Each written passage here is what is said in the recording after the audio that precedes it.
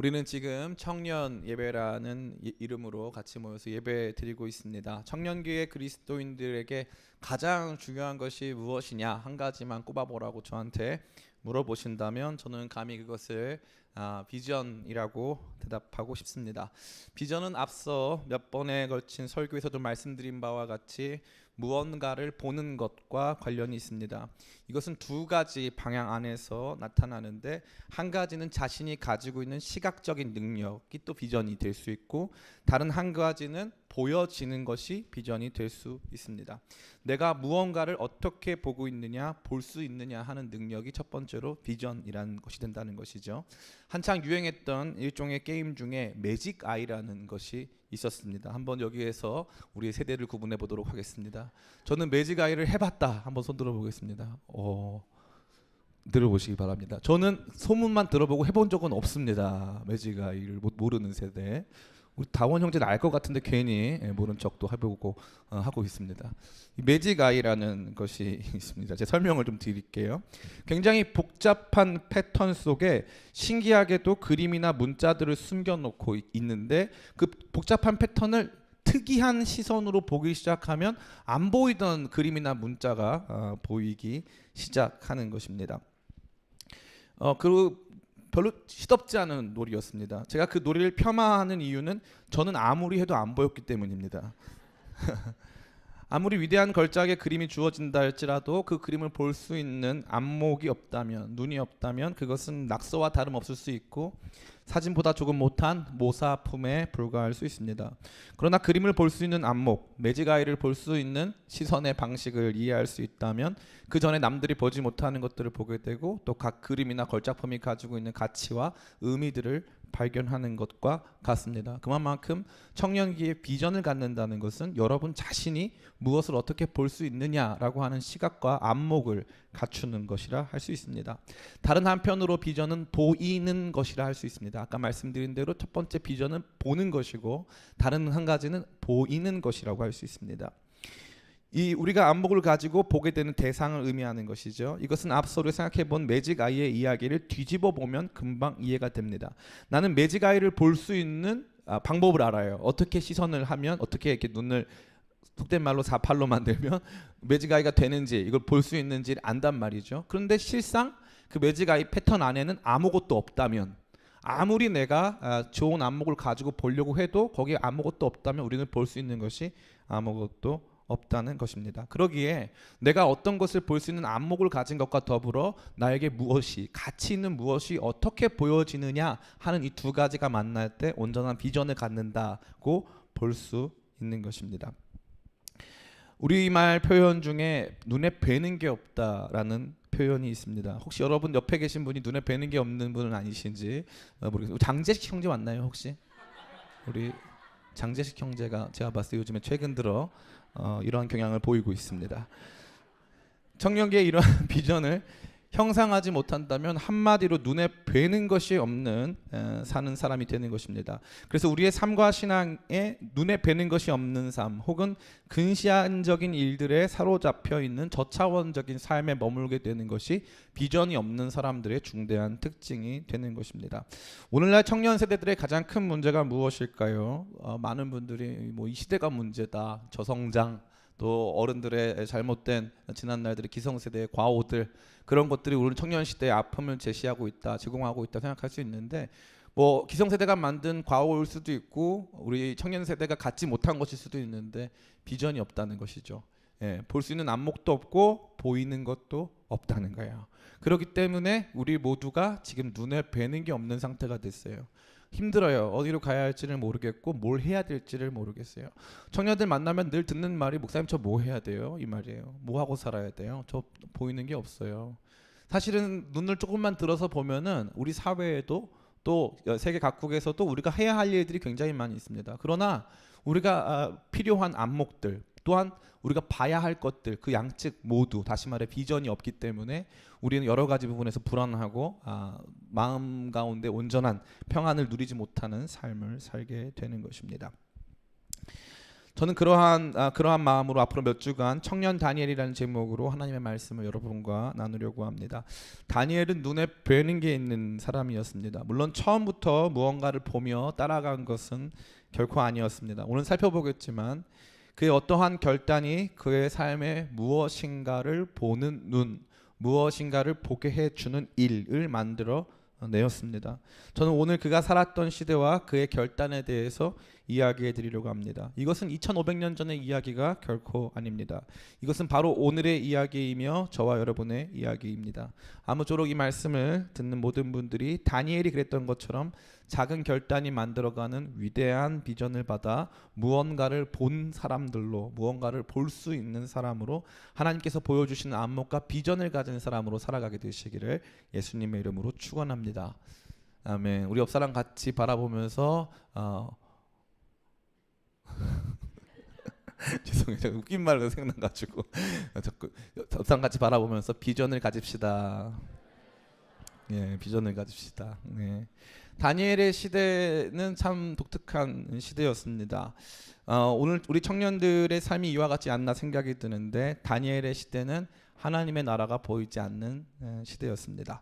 사실 하나님의 나라는 다니엘 이전의 시대는 눈에 보였습니다. 예루살렘에 가면 큰 성전이 있었고 성전 중심에는 언약궤도 있었고 제사 제도도 있었고 하나님 말씀도 존재했기 때문에 그 하나님 말씀의 통치의 원리를 가지고 작동하는 나라가 있었기에 하나님 나라는 눈에 보였습니다. 그러나 다니엘 시대에 예루살렘은 바벨론에 의해서 완전히 점령당하고 바벨론의 속국이 되는 일이 발생했습니다. 그래가지고 쫓겨왔는데 여기에는 하나님이 없는 곳이었습니다. 우리가 믿는 종류의 하나님은 안 계셨고 우리가 믿고 따라왔던 천하무적의 하나님, 위대하신 하나님은 우리를 지켜주는 데 실패하여서 주님의 성전에 있는 성전의 집기들은 대거 전리품으로 바벨론 신전에 바쳐지게 되었습니다. 그 전리품과 같은 인생이 바로 다니엘의 삶이었습니다. 던져진 인생, 바벨론 한복판에 던져진 인생, 나에게 주어졌던 놀라운 이야기들, 나에게 들려졌던 놀라운 이야기들이 이제는 더 이상 보이지 않고 바벨론 한쪽 구덩이에 던져진 것만과도 같은, 거기서 여러 가지 갈등을 경험해야 하는 한 실존적 존재로서 다니엘이 서 있게 된 것입니다. 오늘날 한국교회의 위기는 바로 청년 세대의 위기입니다. 2015년 인구 센서스를 했습니다. 인구 센서스 결과가 굉장히 충격적이었는데요. 왜 그랬냐면은 기독교인이 좀 늘었어요. 신기하죠? 2005년도에 800만 명대까지 떨어졌다가 2015년도에는 기독교인이 늘었습니다. 900만 명대를 회복했죠. 920만 명 정도가 되었는데 전체 인구 중에 기독교인 비율은 대략 21% 정도를 차지했습니다. 대부분의 이 세대가 비슷했는데 놀라운 점은 우리 초등학생들, 2015년 당시에 초등학생들이었으니까 지금으로 치면 중고등부 학생들이 되겠죠. 그 학생들의 복음화율이 23%에서 24% 정도로 굉장히 높게 나왔다는 것입니다. 참 감사한 일이 아닐 수 없습니다. 그러면 복음화율이 가장 낮은 세대가 어디였을까요? 1번 50대, 2번 40대, 3번 20대. 어디였을까요? 그렇죠. 3번이죠. 네. 20대가 복음화율이 가장 낮았습니다. 18%. 다른 사람들은 21%, 또 어린 다음 세대 같은 경우에는 25% 육박하는 복음화율을 보이고 있었는데 20대는 사람들이 교회를 안 가는 거죠. 그래서 제가 보니까 우리 청년들이 고등학교 졸업과 함께 교회를 졸업하고 있습니다. 왜 그럴까요? 이게 중요한 문제 아니겠습니까? 왜 고등학교 졸업과 함께 교회를 졸업하는 걸까요? 다른 문제 하나도 없습니다. 바로 바벨론에 던져지는 것입니다. 하나님의 나라가 안 보이는 것이죠. 초등학교 때, 중학교 때, 고등학교 때 교회에서 생활하면서 교회에서 하나님 나라 이야기를 듣고 하나님의 영광스러운 이야기를 들었는데 우리는 바벨론의 포로와 같이 잡혀가고 하나님 말씀은 더 이상 이 땅 가운데 보여지지 않고 성전의 집기들이 마치 전리품으로 빼앗겨진 것만도 같이 이제 내가 살아가는 세상에는 하나님이 안 보이기 시작하고 하나님 나라가 안 보이기 시작했다는 것입니다. 이게 다니엘의 시대예요. 하나님 나라 안 보이는 거죠. 그 전까지는 교회에서 친구들 만나고 하나님 나라 얘기하고 성경 말씀 이야기하고 예배드리고 하면서 막 기억 니은 춤추면서 같이 기쁘게 신앙생활을 했는데, 아니 밖에 나가면 정글이에요. 밖에 나가면 정글이 막 김병만이 있어. 막 밖에 나가면은 막 너무 힘들고 어려운 시간들이 많아요. 혹시 내가 있는 직장이나 내가 있는 학교에 내각 사람들이 그리스도인이 솔직히 모른다. 한번 손 들어볼까요? 믿음으로 고백해 봅시다. 여러분 다 거기서 선지자적인 삶을 살고 있습니까? 솔직히 나 식기도 한다. 식기도 나 늘 합니다. 오 이렇게만. 나 솔직히 안 한다. 기도합시다. 첫 번째 진실하지를 못해. 진실하지를. 많은 분들이 제가 보니까 식기도도 못해요. 왜냐하면 그 땅은 바벨론이거든요. 거기에는 더 이상 하나님 나라의 원리 원칙이 작동하지 않습니다. 거기에서 바벨론에서 하나님 나라 백성으로 살아간다는 건 너무 어색한 일이죠. 거기에서 사람들이 쓰는 언어가 다르고 사람들이 삼는 가치관이 다르고 여러 가지 문제점들이 많이 발생합니다. 그게 바로 다니엘이 살았던 시대고 오늘날 20세를 넘어선 청년들이 살아가는 학교, 직장, 사회, 현장 그 모든 것들이 바벨론과 같은 모습이 그대로 나타나고 있습니다. 그래서 많은 청년들이 교회를 떠나고 많은 청년들이 하나님 나라의 거룩한 비전을 상실한 채 바벨론이 보여주는 기술, 문화, 문명, 지식, 진보의 가치에 완전히 몰입되어 있다는 것입니다. 그게 오늘 이 시대의 청년들의 가장 큰 문제가 되는 것이죠.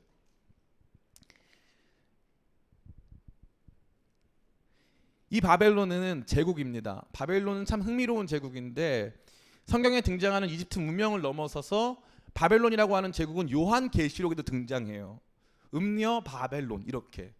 이 말은 뭐냐면요. 바벨론으로 대표되고 상징되는 제국, 바벨론으로 상징되는 하나님 나라와 대립되는 세상 나라의 제국적인 위용, 그 모습을 저와 여러분에게 끊임없이 보여주고 있다는 것이죠. 우리는 마치 거기에 포로되어 있는, 거기에 사로잡혀 있는, 거기에 삶의 형식과 거기에 삶의 원칙에 따라 살아야 하는 이제 거기에서 종노릇하는 존재로 전락해버린 것 같은 초라한 삶의 이야기를 가지고 있습니다. 특별히 거기서 나타난 도전이 있었는데 그것은 바로 따라해볼까요? 정체성의 도전.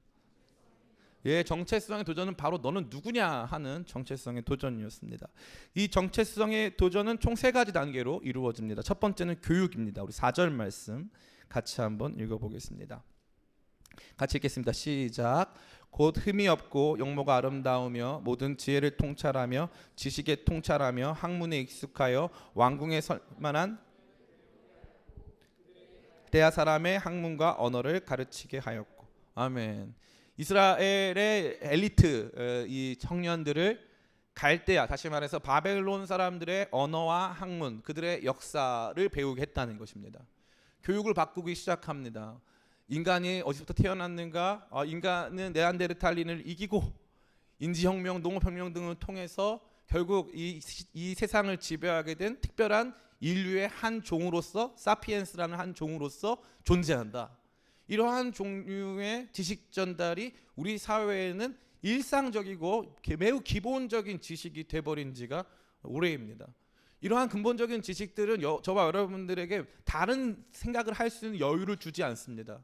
이 지식이 워낙 도미넌트, 아주 지배적이기 때문에 이 지배적인 지식 앞에서 우리가 갖고 있는 하나님께서 우리를 특별한 존재로 만드셨다는 매우 기본적인 생각들을 표출해내는 것 자체에서 큰 어려움에 봉착하게 되는 것입니다. 교육을 거스르는 것은 굉장히 쉽지가 않습니다. 인간은 절대 무에서부터 비롯된 존재가 아니기 때문에 그렇습니다. 어릴 때부터 무엇을 들어왔는가, 무엇을 배워왔는가가 결국 그 사람을 형성하는 것입니다. 가장 배움에 대한 욕구가 크고 많은 것들을 받아들일 수 있을 만큼 나이가 돼 있는 그러한 청년들, 가장 의욕적인 사람들, 그들을 향해서 세상은 가르치기 시작합니다. 세상의 언어와 학문을 가르치고 세상의 역사를 가르치면서 그들을 바벨론 시민으로 만들기를 원했던 것입니다. 첫 번째가 교육이었다면 두 번째 따라해볼까요? 문화. 두 번째는 문화입니다. 우리 5절 말씀 같이 보겠습니다. 시작. 또 왕이 지정하여 그들에게 왕의 음식과 그가 마시는 포도주에서 날마다 쓸 것을 주어 3년을 기르게 하였으니 그 후에 그들은 왕 앞에 서게 될 것이다. 아멘. 의식주는 문화를 대표하는 것입니다. 각 나라, 민족, 문화권 안에서 각자 다른 의식주, 입는 법, 먹는 법, 자는 법, 사는 법, 이러한 것들에 대한 차이점이 발생하고 거기에 가치와 의미를 부여하기 시작합니다. 이스라엘 백성들에게, 특별히 이 이스라엘에서 선발된 엘리트 청년들에게 요청되는 삶은 사실은 더 억압적이거나 더 여러 가지 부분에서 그들을 이렇게 짓누르는 삶이 결코 아니었습니다. 오히려 그들을 더 편안하게 해주고 더 좋은 음식을 먹여줬어요. 무슨 음식이요? 바벨론 사람들의 음식. 그 중에 누구의 음식? 왕의 음식을 먹게 했습니다. 너는 바벨론에서 자라게 되면 왕 같은 존재가 될 수 있어. 야, 바벨론의 상이 나쁜 게 아니야. 이 세계 제국 바벨론에서 살면서 더 큰 문화 문명을 익숙하게 배우는 거지. 이스라엘은 너무 편협해. 거긴 너무 작은 곳이야. 더 넓은 곳으로 나와서 더 넓은 이야기 속에 네 꿈을 펼쳐봐. 너는 왕과 같은 존재가 될 수 있어. 여기 바벨론 왕을 봐라. 이 바벨론 왕은 세계의 지배자이지만 너희들에게 얼마나 관대하냐. 나는 관대하다. 나는 관대하다. 이게 바로 제국의 위용 아니겠어? 하면서 그들에게 그들의 삶을 변화시키는 문화적 요법, 문화적 충격을 주기 시작합니다. 아마 모르긴 몰라도 많은 청년들이 이 당시에 이 바벨론으로 끌려간 청년들이 큰 충격을 받았을 거예요. 하나님의 나라, 내가 그동안 믿고 받아왔던 가치관보다 더 멋있고 위대한 제국이 여기 있음을 그들이 보게 되었을 것입니다. 음식을 먹었는데 어떤 거예요? 나는 절대 먹지 않겠어. 먹지 않겠어. 딱 먹었는데 따라라라라라라 너무 맛있어. 그 음식에 익숙해지고 그 사람들의 언어에 익숙해지고 그 사람들의 삶의 방식과 문화에 익숙해져 버리면서 조금씩 내가 누구인가를 상실하게 되어지는 그러한 일들이 다니엘을 표상으로 하는 수많은 이스라엘 엘리트 청년들에게 일어났다는 사실입니다. 마지막으로 가장 결정적인 것은 이름을 바꿉니다. 처음에 교육으로 시작했어요. 두 번째는 문화로 나아갑니다. 마지막으로는 이름을 바꿔요. 이름을 바꾼다는 것은 굉장히 큰 의미를 가지고 있습니다. 그래서 우리나라에서 일제시대 때도 창씨개명이라고 해가지고 우리나라 사람들의 이름을 바꾸기 시작했습니다. 우리가 누군가를 무엇으로 부르는가는 너무나도 중요한 문제입니다. 이름을 바꿔서 그 사람의 정체성을 통째로 바꾸려고 하는 시도가 있었습니다. 우리 6절과 7절 같이 한번 읽어보겠습니다. 시작. 그들 가운데는 유다 자손 곧 다니엘과 하나냐와 미사엘과 아사랴가 있었더니 환관장이 그들의 이름을 고쳐 다니엘은 벨제사살이라 하고 하나냐는 사드락이라 하고 미사엘은 메삭이라 하고 아사랴는 아벳느고라 하였더라. 아멘. 그들의 이름에 그들이 섬기는 바벨론이 섬기는 신들의 이름을 갖다 붙입니다. 그래서 더 이상 너희는 여호와 하나님을 섬기는 그런 백성이 아니고 바벨론의 시민이야 라고 말해주면서 그들의 이름을 바꿔서 그들이 가지고 있었던 정체성 교체라고 하는 야욕을 조금도 숨김없이 드러내고 있는 것입니다. 이게 바로 제국이 저와 여러분들에게 행하고 있는, 현재도 행하고 있으며 실제적으로 성공하고 있는 내용이 되는 것입니다. 사랑하는 청년 성도 여러분, 제가 여러분과 만날 때 언제가 좋냐면은 교회에서 만날 때가 좋아요. 여러분과 만나서 세상에서 만난다면 참 제가 어떻게 보면 여러분들하고 대화하기가 굉장히 껄끄러울 것 같더라고요. 왜냐하면 세상은 우리가 봤을 때 세상은 더 이상 하나님의 나라의 공간이 아닌 것처럼 살아가는 분들이 너무나 많기 때문에 그래요. 청년 사역을 하면서 느끼는 것은 무엇이냐 하면 우리 청년들을 교회에 머물게 하는 것보다 더 어려운 것은 우리 청년들을 세상 속에서 하나님 나라 시민으로 살게 하는 것이 훨씬 어렵다는 것을 많이 느낍니다. 직장에 들어가고 대학에 들어가고 여러 가지 다른 공동체 속에 살아가면서 하나님 나라 정체성을 지키고 산다는 것은 굉장히 어려운 문제가 되는 것이죠.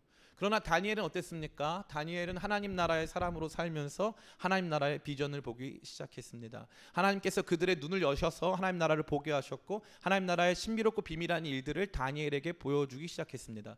다니엘서는 철저히 하나님 나라에 대한 이야기입니다. 왜 그렇죠? 다니엘서에서는 일반인들의 일상 다반사가 단 한 번도 등장하지 않습니다. 단 한 번도. 그럼 다니엘서의 모든 배경은 다 어디입니까? 왕궁입니다. 왕궁. 다니엘서의 모든 배경은 왕궁이에요. 왕궁에서 그 위대한 왕들에게 무슨 일이 벌어지는가. 심지어 다니엘서에는 왕들의 교체가 다 나옵니다. 처음에는 바벨론으로 시작해서 나중에는 메데 파사에 이르기까지, 페르시아에 이르기까지 바벨론 왕조의 교체의 이야기가 다 등장하는 것이죠. 그런데 무슨 일이 발생합니까? 참 재밌는 부분이죠. 저만 재밌을 수도 있겠지만 우리 마지막 21절 말씀 같이 한번 읽어보겠습니다. 21절 시작. 다니엘은 고레스 왕 원년까지 있으니라. 아멘. 고레스 왕은 페르시아의 왕입니다. 바벨론이 지나고 메데 파사 제국이 바벨론을 대체합니다. 느부갓네살 왕이라고 하는 네부카드네자르라고 하는 위대한 황제가 있었어요. 이 위대한 황제의 이야기가 다 지나가고 그 다음 황제들도 다 지나가고 고레스 왕, 다시 말해서 모든 왕조가 다 지나가고 다음 제국이 올 때까지 왕들은 바뀌었는데 다니엘은 안 바뀌어요. 이게 신기한 거예요. 세상 모든 왕조가 다 바뀌었는데 다니엘은 안 바뀌더라. 이 왕조, 자꾸 바뀌는 세상의 이야기 속 안에서 절대 변하지 않는 한 사람, 하나님 나라 백성으로 살아가는 한 사람의 이야기가 여기 등장하는 것이죠. 하나님께서는 그에게 놀라운 비전을 주십니다. 그 비전은 무엇입니까? 우리 17절 같이 한번 읽어봤으면 좋겠습니다. 17절 같이 한번 읽어보겠습니다. 시작. 하나님이 내 소년에게 학문을 주시고 모든 서적을 깨닫게 하시고 지혜를 주셨으니 다니엘은 또 모든 환상과 꿈을 깨달아 알더라. 아멘. 하나님께서 이 네 명의 이 지체들, 다니엘 공동체 네 명에게 위대한 안목을 주실 뿐만 아니라 다니엘에게는 꿈과 환상까지 주셨다 하는 말씀을 나누고 있는 것입니다.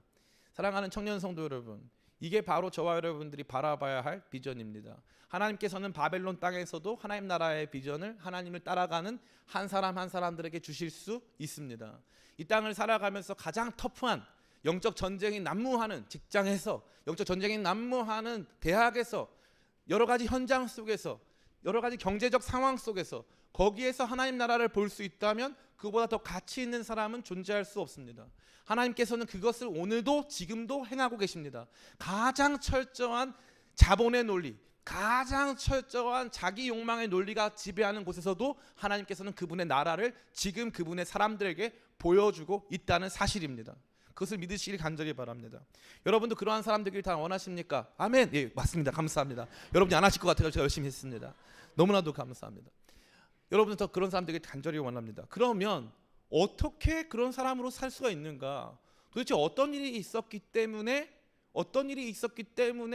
다니엘에게는 우리가 볼 수 없는 하나님의 나라 비전이 보이기 시작했고 그는 그것을 볼 수 있는 안목을 가지게 되었는가에 대해서 한번 생각해 볼 필요가 있습니다.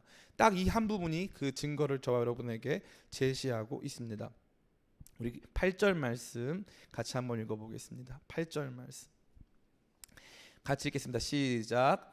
다니엘은 뜻을 정하여 왕의 음식과 그가 마시는 포도주로 자기를 더럽히지 아니하리라 하고 자기를 더럽히지 아니하도록 환관장에게 구하니. 아멘. 다니엘이 포도주를 먹지 않았다는 사실보다 더 중요한 것은 다니엘이 뜻을 정하였다는 것이 중요합니다.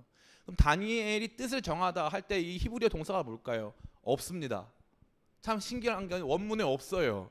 다니엘이 뜻을 정했다라고 하는 직역이 가능한 동사는 원문에 등장하지 않습니다. 그럼 정확하게 똑같은 동사가 하나 등장하는데 이렇게 되어 있어요. 7절에 등장합니다.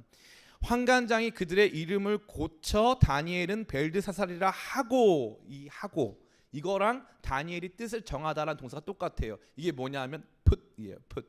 그 위에 두었다. 환관장이 다니엘 위에 벨드사살이라는 이름을 두었다라고 되어 있어요.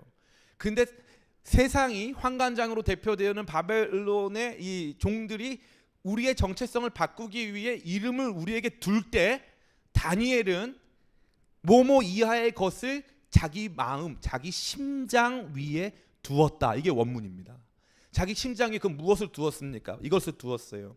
왕의 음식과 그가 마시는 포도주로 자기를 더럽히지 아니하리라는 것을 자기 심장 위에 두었다. 심장 위에 두다가 다니엘이 뜻을 정했다는 뜻으로 나타나고 있는 것이죠. 사람들은 여러분 위에다가 세상의 이름을 붙여요. 갖다 붙여요. 아, 너 돈 그만큼 있구나. 너는 중산층. 아, 너는 좀 좋은 학교를 다니는구나. 너는 스카이. 이름을 갖다 붙입니다. 그런데 재미있는 건요, 다니엘은 세상이 나한테 붙여주는 이름을 받지 않았다는 거예요. 내 이름은 내가 붙인다 이거예요. 내 삶의 의미는 내가 부여하겠다. 그럼 내 삶의 의미는 뭐냐? 나는 하나님의 사람이다. 생각해 보세요. 이 아무것도 할 수 없는 바벨론에 끌려온 포로에 불과한 다니엘이 지가 얼마나 대단한 사람이라고 이 제국의 위용 앞에서 그 왕의 영광 앞에서 자기 혼자서 나는 그런 사람 아니야. 난 그렇게 못 살아. 나는 여기 속하지 않았다라고 하는 작은 뜻을 그의 마음 안에 두기 시작했어요. 이게 출발점입니다. 오늘 설교 제목이 뭡니까? 위대한 삶의 작은 시작이에요. 다니엘이라고 하는 우리가 이미 익숙하여 알고 있는 아주 유명한 이 다니엘이라고 하는 사람의 위대한 믿음의 여정 속에 그의 출발은 굉장히 작았다는 거죠. 그 작은 지점이 뭡니까? 바로 마음의 뜻을 두는 거예요. 나는 여기 속하지 않았어. 여러분 옆에 있는 분들 얼굴을 보시기 바랍니다. 특별하게 생겼나요? 아니면은 그냥 그런가요? 할렐루야. 예, 그냥 뭐 그렇죠. 예, 우리 그냥 사람이에요. 예, 그리고 익숙합니다. 예, 그냥 우리에게 익숙한 사람들에 불과한 거죠. 근데 이 사람들과 세상 사람들이 뭐가 다릅니까? 시간이 아마 지나고 나면 많이 달라질걸요. 여러분의 50대, 여러분의 60대, 여러분의 70대 때 여러분은 세상과 매우 다른 존재가 될 것입니다. 무엇이 여러분을 다르게 합니까? 작은 믿음의 결단. 여러분이 누구이냐라고 하는 작은 마음의 선택. 이 선택이 처음에는 마치 이 처음에 출발한 한 직선이 있는데 처음에는 한 2도밖에 차이가 안 난단 말이죠. 근데 이 직선이 계속 가가지고 수 킬로미터에 달하기 시작하고 수백 킬로에 달하기 시작하면 처음에 2도밖에 차이 안 났던 것이 나중에는 엄청난 격차로 벌어지기 시작합니다. 엄청난 격차로. 그게 바로 오늘 여러분의 선택이에요. 제가 조심스럽게 말씀드리자면 저와 함께 고등학교 때 신앙생활 하던 사람들 중에 지금 교회를 다니지 않거나 아예 하나님을 떠나는 사람들이 너무나 많습니다. 아예 하나님을 떠나는 사람들. 그들은 하나님의 은혜를 체험했고 말씀을 배웠으며 그 공동체 안에서 살았어요. 그런데 이제 하나님을 믿지 않는 사람들이 너무나도 많아요. 나는 25세 미만이다. 한번 손 들어볼까요? 나 25세 미만이다. 우리 박수로 한번 이 지체들 얼굴이 젊어지도록 축복하기를 합니다. 몰랐어요. 25세 미만이 전혀 취급할 수가 없었습니다. 25세 미만의 지체들은요, 여러분이 35세 됐을 때 교회를 안 다닐 확률이 매우 높습니다. 신기하죠? 진짜예요. 그냥 드리는 말씀이 아니에요. 지금은 막 뜨겁고 막 은혜가 넘치고 한데 여러분들이 직장에 나가는 순간 조금씩 여러분을 붙잡아주는 공동체가 없을 때 신앙 자체를 포기하는 사람들이 아주 많아요. 더 재밌는 것은 돈 많은 집에 시집 갔을 경우 더 그래요. 주말마다 남편이 여행 가자 그래. 남편이 좋은 선물을 주고 오늘은 굳이 교회 가지 말고 다른 거 하자고 합니다. 나는 믿음을 지키고 싶은데 믿음을 지킬 수 있어요? 없어요? 없어요. 작은 차이. 나는 그리스도인이냐 아니냐. 난 여기 속하였느냐 여기 속하였느냐. 내 중심을 파면 나는 결국 어디에 속한 사람이냐 하는 것이 매우 중요한 것입니다. 여러분들은 대부분 다 한민족이십니까? 우리 여기 아닌 분도 한 분 계시지만 나는 한국 사람이다. 한번 손 들어볼까요? 난 한국 사람이다. 모르겠다. 내려보세요. 모르겠다. 저랑 비슷한 사람들인데 모르겠다. 제가 미얀마에 가니까 저의 형제들을 만난 것 같더라고요. 저는 저의 인종에 대한 많은 고민을 하고 살아왔습니다. 왜냐하면 아무리 봐도 제가 한국인들하고 많이 닮지 않은 것 같아요. 저를 닮은 한국인들이 별로 없어요. 그죠? 고작 저를 닮은 존재라고는 둘리, 공룡이죠. 뭐 그런 종류랑 닮아 있는 것 같아요. 뭐 한국인 같지가 않아요. 그래서 저는 옛날부터 우리나라 단일 민족설을 전혀 믿지 않았습니다. 근데 기본적으로 내가 아니기 때문에. 그래서 왠지 고민을 하다가 세계 각지를 다녔죠. 인도 남부는 저랑 안 닮았더라고요. 저는 좀 더 아시안 계열이었어요. 저 자신을 보니까 좀 더 아시안 계열. 근데 미얀마 갔더니 딱 여기구나. 바로 이 지점이었어. 이 동서 지점 중에 저는 이 동북아는 아니었던 걸 발견했어. 저 자신을. 그럼 저 자신이 저는 미얀마 사람이라고 고백할까요? 아니면 한국 사람이라고 말할까요? 그 민족은 뭔데요? 민족은 피로 맺어진 거 아닌가요? 민족이 뭡니까? 민족이라는 개념은요 굉장히 인위적인 개념이에요. 여러분이 피를 다 뽑아가지고 DNA 조사를 해보면요 내가 어느 한 민족에 속해 있다는 것이 굉장히 의미가 없는 수준이란 말이죠. 한국 사람들은 단일 민족 엄청나게 좋아합니다. 근데 아닐 수 있어요. 흥미로운 얘기를 해드릴까요? 민족의 민족됨, 다시 말해 내가 어느 민족에 속해 있는가는 자기가 결정하는 거예요. 자기가. 민족의 자기 결정성이에요. 결국 내가 어떤 민족인가인지를 내가 선택하는 거죠. 여러분 만약에 이 피를 뽑아봤더니 여러분 여러분의 피 속에 여러분이 99% 일본 사람이라는 거예요. 99%. 그럼 그때부터 대한민국 사요나라 한 다음에 바로 가가지고 내가 나도 보니까 나도 일본이 그렇게 좋더라 하면서 나는 일본 사람이다 할 사람이 있을까요? 많이 없어요. 많이 없어요. 민족은 자기가 결정하는 거예요. 민족의 자기 결정성. 제가 이 말씀 왜 드리는 줄 알아요? 한국이라고 하는, 대한민국이라고 하는 이 나라에 속하다 보면은 여러분들이 민족이라는 것은 뭔가 피라던가 이런 거로 결정할 수 있다고 생각하는데 그렇지 않다는 거죠. 결국 우리가 누구인가는 우리 자신이 결정하는 거예요. 우리 자신이. 그래서 다니엘은 뭘 한 거예요? 네가 나한테 백날 나한테 이름 붙여봤자 소용없어. 내가 나를 정하는 거야. 나는 하나님 백성이야. 이 땅의 문화 존중은 할게. 그러나 나는 그 문화 안 따라가.